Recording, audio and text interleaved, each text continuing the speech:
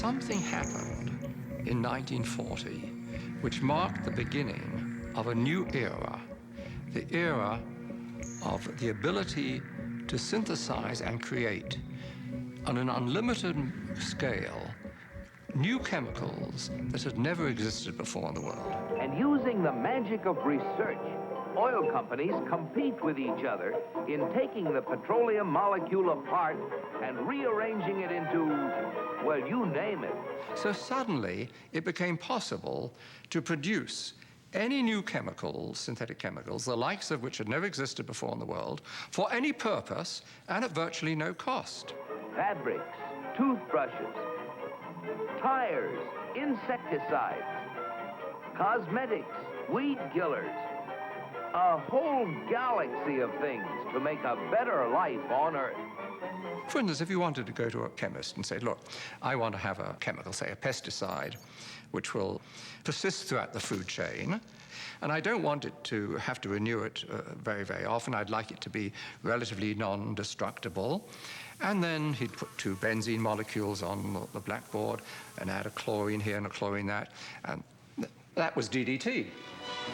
When the 8th Army needed Jap civilians to help them out in our occupation, they called on native doctors to administer DDT under the supervision of our men to stem a potential typhus epidemic. Dusting like this goes a long way in checking disease, and the laughs on them. Pardon our dust.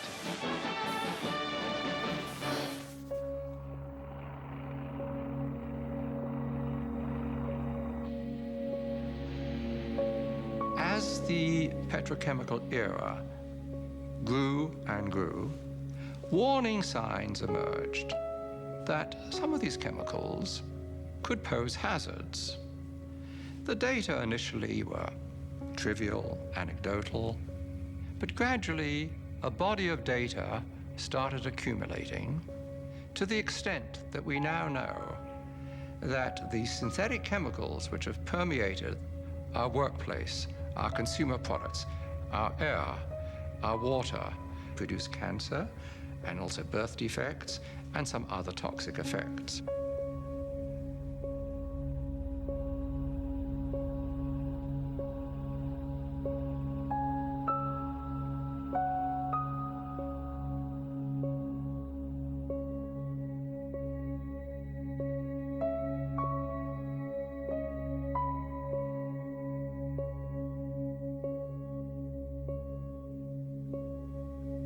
Furthermore, industry has known about this, at least most industries have known about this, and have attempted to trivialize these risks.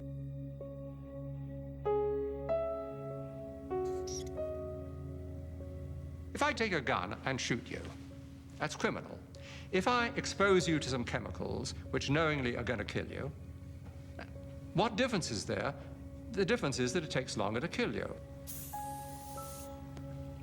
We are now in the midst of a major cancer epidemic, and I have no doubt, and I have documented the basis for this, that industry is largely responsible for this overwhelming epidemic of cancer, in which 1 in every 2 men get cancer in their lifetimes, and 1 in every 3 women get cancer in their lifetimes.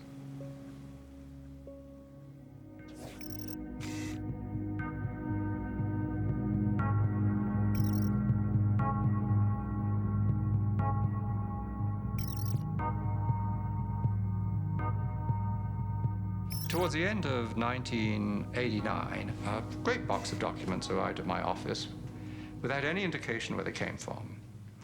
And I opened them and found in it a complete set of Monsanto files, particularly a set of files dealing with toxicological testing of cows who've been given RBGH.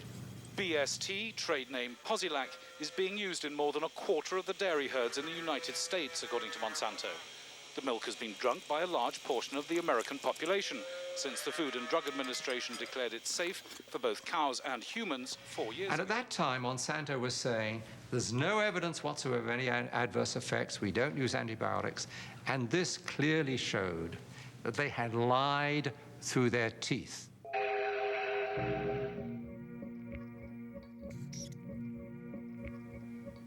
The files described areas of chronic inflammation in the heart, lung, kidney, spleen, also reproductive effects, also a whole series of other problems. The most comprehensive independent assessment of the drug concludes that BST results in unnecessary pain, suffering, and distress for the cows. This is not acceptable for a drug designed simply to increase milk production. It is a silly product. We have the industrial world is awash in milk. We're overproducing milk. We actually have governments around the world who pay farmers not to produce milk. So the first product Monsanto comes up with is a product that produces more of what we don't need. Of course, you'll want to inject Posilac to every eligible cow, as each cow not treated is a lost income opportunity. But the problem was that use of the artificial hormone caused all kinds of problems for the cows. It caused something called mastitis, which is a very painful infection of the udders. When you milk the cow, if the cow has bad mastitis, some of the, and I don't know how to say this in a, I hope people aren't watching at dinner time, but the pus from the infection of the udders ends up in the milk, and the somatic cell count, they call it, the bacteria count inside your milk goes up. There's a cost to the cows. The cows get sicker when they're injected with RBGH. They're injected with antibiotics. We know that people are consuming antibiotics through their food, and we know that that's contributing to antibiotic-resistant bacteria and diseases. And we know we're at a crisis when somebody can go into a hospital and get a staph infection and it can't be cured and they die. That's a crisis. Bad for the cow, bad for the farmer, bad potentially for the consumer. The jury is out. We see a lot of conflicting evidence about potential health risks. And of course, as a consumer, my belief is, why should I take any risk? What Fox Television told us was that we were just the people to be the investigators. Do any stories you want, ask tough questions, and get answers. So we thought, this is great. This is a dream job. Fantastic. The very first thing they had us do was not to research stories, but to shoot this promo, which was The Investigators. Uncovering the truth, getting results, protecting you. And they had a film crew and a smoke machine, and we were silhouetted. Investigative reporter Steve. One of the first stories that Jane came up with was the revelation that most of the milk in the state of Florida and throughout much of the country was adulterated with the effects of bovine growth hormone. With Monsanto, I didn't realize how effectively a corporation could work to get something on the marketplace. The levels of coordination they had to have. They had to get university professors into the fold. They had to get experts into the fold. They had to get reporters into the fold. They had to get the public into the fold. And of course, the FDA, let's not leave them out. They had to get the federal regulators convinced that this was a fine and safe product to get it onto the marketplace. And they did that. They did that very, very well. Posilac is the single most tested new product in history and is now available to you specifically so you can increase your profit potential. The federal government basically rubber stamped it before they put it on the marketplace. The longest test they did for human toxicity was 90 days on 30 rats. And then either Monsanto misreported the results to the FDA or the FDA didn't bother to look in depth at Monsanto's own studies. The scientists within Health Canada looked very carefully at bovine growth hormone and came to very different conclusions than the Food and Drug Administration in the US did. Monsanto's engineered growth hormone did not comply with safety requirements. It could be absorbed by the body and therefore did have implications for human health. Mysteriously, that conclusion was deleted from the final published version of their report. I personally was very concerned that there's a very serious problem of secrecy, conspiracy, and things of that nature. We have been pressured and coerced to pass drugs of questionable safety, including the RBST. We wrote the story. We had it ready a week beforehand. They bought ads. Farmers in the milk industry say it's safe, but studies suggest a link to cancer. Don't miss this special report from the investigators. That Friday night before the Monday the series was to begin, the fax machine spit out a letter from this very high-priced lawyer in New York that Monsanto had hired. It contained a lot of things that were just off-the-wall false, just demonstrably false. But if you didn't know the story and you didn't know how we had gone about producing it, would have scared you as a broadcaster, as a manager. And they decided that they would pull the story and they would just check it one more time. But the bottom line was that there was no factual errors in that story. Both sides had been heard from. Both sides had had an opportunity to speak. 1 week later, Monsanto sent the second letter, and this was even more strongly worded. And it said there will be dire consequences for Fox News if the story airs in Florida. And this time they freaked. They were afraid of being sued, and they were also afraid of losing advertising dollars at all of the stations owned by Rupert Murdoch. And he owned more television stations than any other group in America. And that's 22 television stations. That's a lot of advertising dollars for Roundup, aspartame, NutraSweet, and other products. So we got into a battle. And the first deal was the new general manager. And his name's Dave. And Dave is a salesman, and, you know, he'd pump your hand. How you doing? How you doing? Called us upstairs to his office, and he said, what would you say if I killed this piece? What if it never ran? And we said, well, you know, we wouldn't be very happy about that. And he said, well, I could kill it, you know. And we said, yes, of course, you're the manager. You could kill it. It would never air. And he's hemming and he's hawing and he's back and he's forth. And we couldn't figure out, what is this all about? And finally he blurted out, look, would you tell anybody? You know, I said, I'm not going to lie for you. About a week later, calls us back to the office and says, okay, we'd like you to make these changes. In fact, you will make these changes. We said, well, look, let us show you the research that we have that shows that this information you want us to broadcast isn't true. To which he replies, I don't care about that. I said, pardon me? And he said, well, that's what I have lawyers for. Just write it the way the lawyers want it written. I said, you know, this is news. This is important. This is stuff people need to know. And I'll never forget, he didn't pause a beat, and he said, we just paid $3 billion for these television stations. We'll tell you what the news is. The news is what we say it is. I said, I'm not doing that. And he said, well, he said, if you refuse to present this story the way we think it should be presented, you'll be fired for insubordination. I said, I will go to the Federal Communications Commission and I will report that I was fired from my job by you, the licensee of these public airwaves, because I refused to lie to people on the air. And it's thank you very much. You'll hear from us right away. Well, 24 hours came and went, and we didn't hear a thing. And about a week later, he calls us back, and now we've changed strategies. How about if we pay you some money and you just go away? And I said, how much money? Because, you know, when somebody offers to bribe you like that, I always want to know if it might be worth it. He was going to offer us the rest of our year's salary if we agreed not to talk about what Monsanto had done, to not talk about the Fox corporate response in suppressing the story, and to not talk about the story.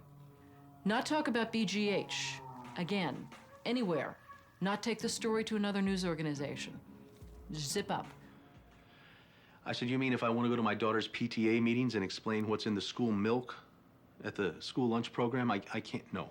You can never speak about this anywhere. And Steve says, okay, write it up.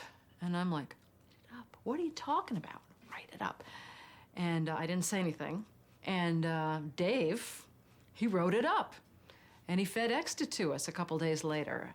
And he said, are you gonna sign? And we said, nah, Dave, we're not gonna sign that. And he said, well, send it back, okay? I said, no, Dave, we're not gonna send that back. It was, okay, we can't buy you out. We can't shut you up.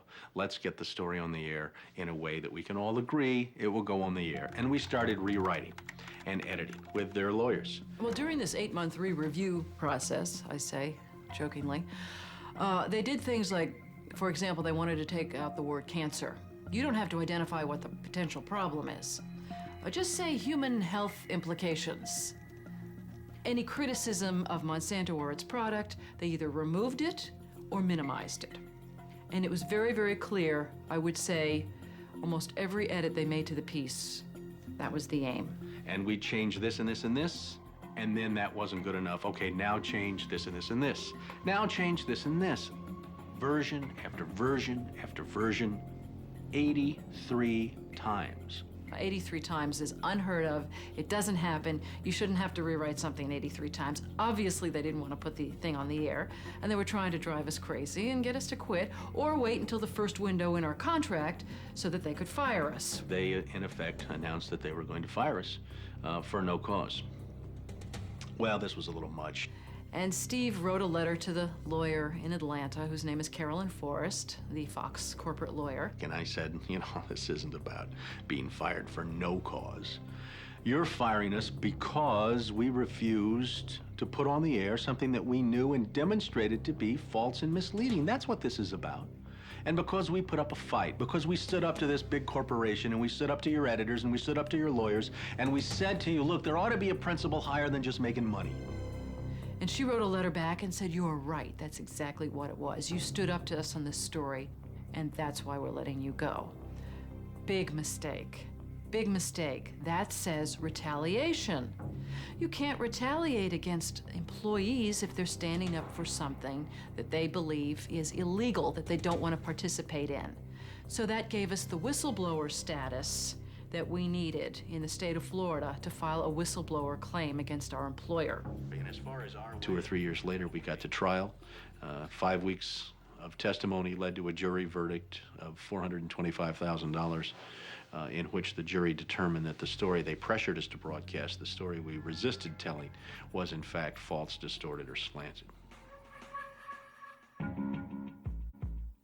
Fox News appealed the verdict. 5 major news media corporations filed briefs with the court in support of Fox's appeal.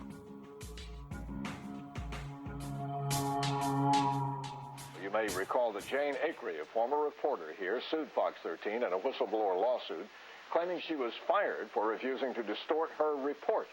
The appeals court today threw that case out, saying Ms. Acree had no whistleblower claim against the station based on news distortion. Fox 13 Vice President and General Manager Bob Linger says the station has been completely vindicated by the ruling. What Fox neglected to report is this.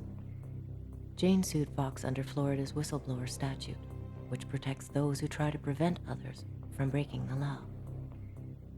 But her appeal court judges found that falsifying news isn't actually against the law. So they denied Jane her whistleblower status, overturned the case, and withdrew her $425,000 award. Canada and Europe have upheld the ban on RBGH, yet it remains hidden in much of the milk supply of the United States.